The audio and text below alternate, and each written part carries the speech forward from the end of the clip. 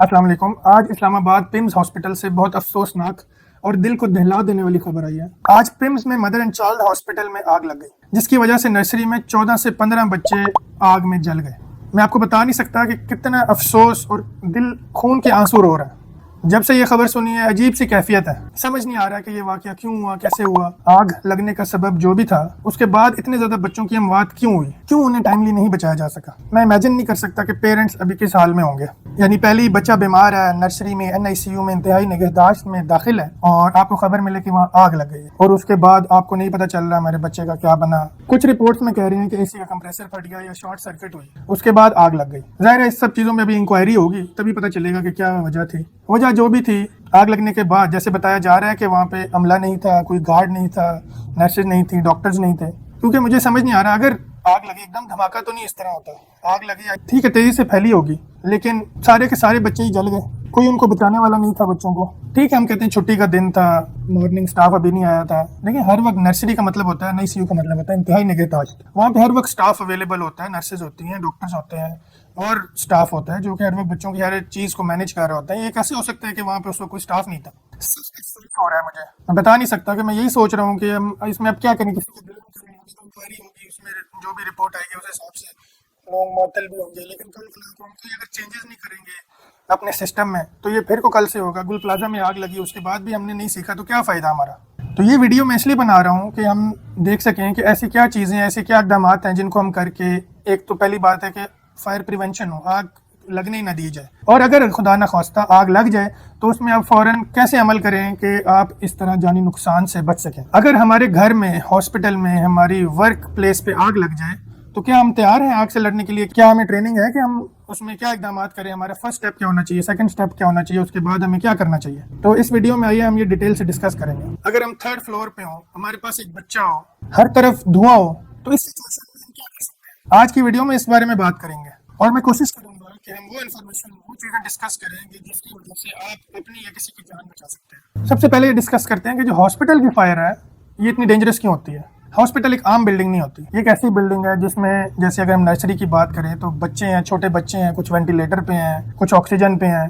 अगर उधर आग लग जाए तो उधर से निकलना आसान नहीं है। इसलिए हॉस्पिटल का फायर सेफ्टी सिस्टम बाकी बिल्डिंग से मुख्तलिफ होता है। हॉस्पिटल में अक्सर फायर कंपार्टमेंट्स बनाए जाते हैं, फायर डोर्स होते हैं। फायर डोर्स एक खास किस्म के डोर्स बनाए जाते हैं जिनसे आगे अगर वो बंद हो तो वहाँ से स्मोक नहीं जाती, वहाँ से आग आगे ट्रेवल नहीं कर सकती। और कई सिचुएशंस में हॉरिजॉन्टल इवैक्यूएशन करते हैं, यानी जरूरी नहीं कि हॉस्पिटल से एकदम बाहर ही निकला जाए, जो कि हो सकता है उस वक्त मुश्किल हो आग की वजह से, धुएं की वजह से।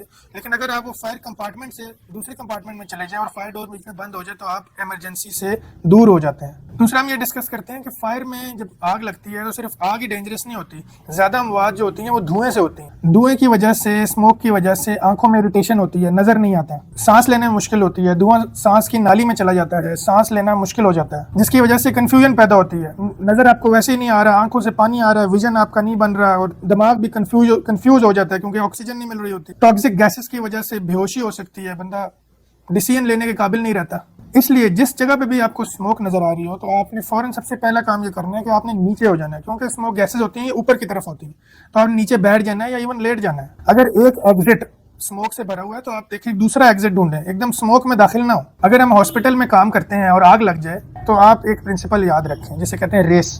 रेस का मतलब है कि सबसे पहले आर, यानी आप रेस्क्यू करें। जो लोग इमीडिएट डेंजर में हैं उनको आप रेस्क्यू पहले करें, उनको डेंजर एरिया से रिमूव करें, अपनी सेफ्टी मद्देनजर रखते हुए।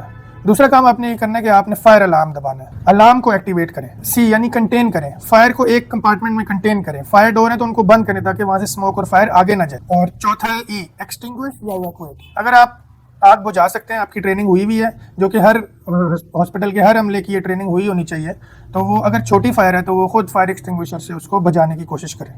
हाँ, फायर फाइटर बनने की कोशिश ना करें, अपने आप को अपनी लिमिटेशंस के अंदर आप रेस्क्यू एफर्ट कर सकते हैं। और अगर आग नहीं बुझाई जा सकती आप इवैक्यूएट करें। अगर आपके पीछे सेफ एस्केप रूट है तब आप फायर एक्सटिंग्विशर इस्तेमाल करें। फायर को, धुएं को अपने आप और एग्जिट के बीच में ना आने दें। फायर एक्सटिंग्विशर, उसको यूज करने का प्रिंसिपल सिंपल है, उसे कहते हैं पास। पुल यानी जो चाबी लगी तो उसको निकालें, एम करें, स्क्वीज करें और स्वीप करें। तो ये हमारे पास एक फायर एक्सटिंग्विशर है। सबसे पहले आपने पुल करना है, ये जो चाबी है इसको पुल करना है। अभी इसको लॉक लगा हुआ है, इसको जोर से पुल करेंगे, लॉक टूट जाएगा और ये पुल होके ये चाबी बाहर आ जाएगी। फिर आपने इसका नोजल को पकड़ना है, एम करना है किधर आग लगी है उसको एम करें और फिर इसको आपने स्क्वीज करना है, प्रेस करना है, ठीक है, और फिर आपने स्वीप करना है, जिधर जिधर आग लगी है उधर करना है। ये आप तब करेंगे जब आग कम है और बहुत ज्यादा आग लगी हुई है तो इसका आप फायदा नहीं हो सकता, आप एवैक्यूएट करेंगे। तो ये बेसिक्स ऑफ फायर एक्सटिंग्विशर हर किसी को इस्तेमाल करना आना चाहिए, इसकी प्रैक्टिस होनी चाहिए, प्रैक्टिकल डेमोन्स्ट्रेशन होनी चाहिए और हर किसी ने एक दफा जरूर इस्तेमाल किया हो। अब इमेजिन करें आप घर में सोए हुए हैं और घर में फौरन आग लग जाती है, तो आप क्या करेंगे? सबसे पहले आप अलार्म रेज करेंगे, मुतवज्जा करेंगे, बच्चों और बुजुर्गों को निकलने में उनकी हेल्प करेंगे, इमरजेंसी सर्विसेज को कॉल करेंगे। कॉल पे आपने क्लियर बताना है किधर आग लगी है, कितनी आग है, कितने लोग हैं, यानी अगर बिल्डिंग में या घर में आग लगी है उसका एग्जैक्ट एड्रेस बताएं, ये बताएं कि अंदर कितने लोग हैं और आग कितनी है। एक कॉमन मिस्टेक लोग करते हैं कि जब आग लगती है तो लिफ्ट या एलिवेटर का इस्तेमाल करते हैं। लिफ्ट या एलिवेटर कभी भी इस्तेमाल नहीं करनी, आपने सीढ़ियां इस्तेमाल करनी है, क्योंकि लिफ्ट या एलिवेटर है, ये आग लगी हुई है, शॉर्ट सर्किट होगा, बिजली का मसला होगा, ये कभी भी बंद हो सकते हैं, तो आप एलिवेटर में ट्रैप हो सकते हैं। तो फायर में हमेशा स्टेयर्स यूज करें। एक और इंपॉर्टेंट चीज है जो आपको पता होना चाहिए कि अगर कपड़ों को आग लग जाए तो आपने क्या करना है। ये 3 लफ्ज आप याद रखें, स्टॉप, ड्रॉप एंड रोल। जब आग लगी है कपड़ों को तो आपने भागना नहीं शुरू कर देना, इधर भागे उधर भागे, चीखें मार रहे हैं और भाग रहे हैं, आपने आग को रोकना है। तो आग रोकने का सबसे बेहतरीन तरीका ये होगा कि आग की ऑक्सीजन की सप्लाई खत्म की जाए। तो आपने गिर जाना है, जमीन पे ड्रॉप हो जाना है और रोल करना शुरू कर देना है। और जो इर्द गिर्द लोग हैं उनको चाहिए कि कपड़ा ऊपर दे दें ताकि आग की ऑक्सीजन की सप्लाई खत्म हो, गीला कपड़ा ऊपर दे दें, सूखा कपड़ा जो आपको कपड़ा मिले एकदम बंद कर दें ताकि वो आग को ऑक्सीजन न मिले और आग खुद ब खुद खत्म हो जाए। अपने बच्चों को ये सिखाएं, प्रैक्टिकल ड्रिल करें। हाँ भाई तुम्हारे कपड़ों को आग लगी, अब क्या करोगे, फौरन सिखाएं, फौरन लेटना है, रोल करना है, कपड़ा मिले अपने इर्द गिर्द ले लेना है। सिर्फ बताने का फायदा नहीं होगा, प्रैक्टिकल डेमोन्स्ट्रेशन दें और फिर उनसे भी रिपीट करवाएं।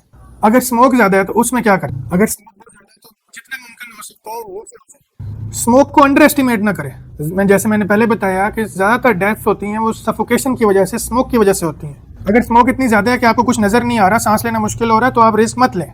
अगर आग लग जाए और आपके साथ बच्चा हो तो क्या करें? बच्चे डर जाते हैं, पैनिक हो जाते हैं, कई दफा वो कोने में छुप जाते हैं, सहम जाते हैं। इसलिए हमें पहले फायर सेफ्टी प्रैक्टिस करनी चाहिए।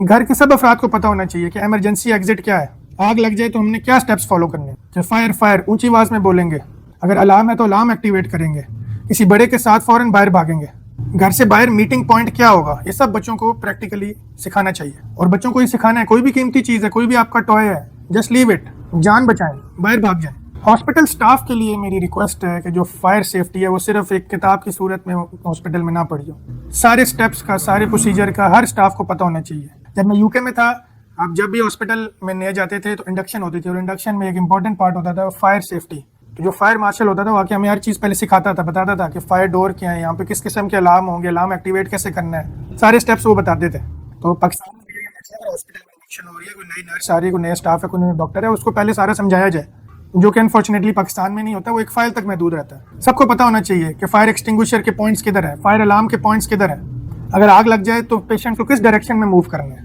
पहले से इस चीज़ की प्रैक्टिस होनी चाहिए। अगर वार्ड इवैक्यूएट करना है तो नेक्स्ट सेफ एरिया क्या होगा, अगर ये सबको पहले से पता होगा तो फिर जल्दी इवैक्यूएशन हो सकेगी। अगर पहले से प्लानिंग हुई होगी, प्रैक्टिस हुई होगी, तब आप जल्दी से कर सकेंगे। ऑन द स्पॉट प्लानिंग नहीं होती। और अगर न्यू बॉर्न बेबीज हैं, न्यू बॉर्न बेबीज को चल नहीं सकते, उनकी तो प्रॉपर पहले से प्लानिंग होनी चाहिए कि इधर आग लगी है, बच्चों को किधर लेके जाना है, किस तरह लेके जाना है। अब मैं आपको फायर सेफ्टी के 10 गोल्डन रूल्स बताऊंगा, इनको याद भी करें और इनको अप्लाई भी करें। सबसे पहले फायर अलार्म एक्टिवेट करें। इमरजेंसी एग्जिट्स का पता होना चाहिए, इमरजेंसी एग्जिट्स को ब्लॉक ना करें। फायर डोर्स होने चाहिए, हॉस्पिटल में कंपार्टमेंट्स बने हों जिसमें फायर डोर्स लगे हों, बिला जरूरत फायर डोर्स को मत खोलें। जब आग लगी हुई है तो एलिवेटर मत यूज करें। स्मोक को, धुएं को अंडर एस्टिमेट ना करें। छोटी फायर हो और ट्रेनिंग हो तो एक्सटिंग्विशर का इस्तेमाल जरूर करें। अगर आग बहुत ज्यादा है, धुआं बहुत ज्यादा है, तो आग से लड़ने की कोशिश ना करें, इवैक्यूएट करें। बच्चों को स्टॉप, ड्रॉप एंड रोल सिखाएं। फायर प्लान पहले से बना के रखें, कभी भी बर्निंग बिल्डिंग में वापस ना जाएं। आज पिम्स में जो भी हुआ ये एक बहुत बड़ी ट्रेजेडी, मासूम नौमौलूद बच्चों की जान चली गई। अल्लाह उन मासूम बच्चों पर रहम फरमाए और उनके वालिदैन को सब्र अता करे। लेकिन हमें सीखना चाहिए, इस ट्रेजेडी के बाद हमें लर्न करना चाहिए। फायर सेफ्टी सिर्फ फायर फाइटर्स की रिस्पॉन्सिबिलिटी नहीं है, ये मेरी और आपकी जिम्मेदारी है, ये हॉस्पिटल एडमिनिस्ट्रेशन की जिम्मेदारी है, ये नर्सेज की, स्टाफ की, डॉक्टर्स की जिम्मेदारी है, ये सब की जिम्मेदारी है। आज ही अपने घर में देखें, अपनी वर्क प्लेस पे देखें, हॉस्पिटल्स में देखें, इमरजेंसी एग्जिट किधर है, फायर एक्सटिंग्विशर के पॉइंट्स किधर हैं, और अगर एग्जिट्स नहीं बने हुए या फायर एक्सटिंग्विशर के पॉइंट्स नहीं है तो उनको इंश्योर करवाएं। पूरा फायर सेफ्टी और एवैक्यूएशन प्लान हर बंदे को पता हो। इंक्वायरी रिपोर्ट आएगी तभी सही पता चलेगा, लेकिन जितना अभी तक इन्फॉर्मेशन आई है, जितनी इन्फॉर्मेशन अभी तक हमारे तक पहुंची है, बहुत अफसोसनाक है। नर्सरी है वहाँ तो इंतहाई निगहदाश्त है, हर वक्त नर्सेज होंगी जो बच्चों को देख रही होंगी, डॉक्टर राउंड कर रहा होगा, कोई ऑर्डर्स कैरी आउट हो रहे होंगे, किसी बच्चे को टीका लग रहा होगा, किसी बच्चे की ऑक्सीजन सेट हो रही होगी, वेंटिलेटर की सेटिंग सेट हो रही होंगी। तो ये इमेजिन ही नहीं हो रहा मेरे से कि वहाँ पे आग लग गई, वहाँ पे कोई स्टाफ नहीं था, कोई बच्चों को उठाने वाला नहीं था, कोई बच्चों की हेल्प करने वाला नहीं था। और आपके लिए क्वेश्चन छोड़ के जाता हूँ कि पाकिस्तान में कितने बर्न सेंटर हैं? क्या आपका कोई जानने वाला कभी जला है तो आपको पता चला होगा कि पाकिस्तान में जो बर्न जिनका हो जाता है उनके साथ कितना बुरा होता है। कितने बर्न सेंटर हैं प्रॉपर पंजाब में, उसमें कितने बेड्स हैं? 50% बर्न होता है, बर्न सेंटर में जगह ही नहीं मिलती। और जो नाम के बर्न सेंटर, उनके हालात बहुत खराब है। जब बर्न होता है तो उसमें मेन चीज़ जो फर्स्ट 24 आवर्स है उसमें यह है कि फ्लूइड लॉस की वजह से बच्चे मर जाते हैं, फ्लूइड लॉस की वजह से पेशेंट्स मर जाते हैं। उसके बाद जो आगे कुछ दिन में है उसमें इन्फेक्शन बहुत इंपॉर्टेंट है। तो बर्न वार्ड में एक एक बेड पे अगर दो मरीज हैं और कोई सेग्रीगेशन नहीं है, सेपरेशन नहीं है, तो इन्फेक्शन तो वहाँ पे फैलेगा। पाकिस्तान में बर्न वाले मरीजों को बहुत सी मुश्किलात का सामना करना पड़ता है। तो मेरी इस वीडियो के ज़रिए अपील भी है पाकिस्तानियों से और हुकूमत से भी कि प्रॉपर बर्न सेंटर्स होने चाहिए हर शहर में। ये एक ट्रेजेडी हमारे साथ हुई है, हम इसको कल भूल ना जाएं, हम इस ट्रेजेडी से सीखें, लर्न करें और आइंदा इससे बचें, अपने आप को भी तैयार करें और एज अ नेशन हमारे अंदर हेल्थ अवेयरनेस आए। 1% पे भी कम GDP हम यूज कर रहे हैं हेल्थ पे। जब एज अ नेशन हमने हेल्थ को ये सिग्निफिकेंस दी है तो फिर इस तरह के वाकयात तो होते रहेंगे। अल्लाह हम सबको और हमारे बच्चों को महफूज रखे। अल्लाह हाफिज।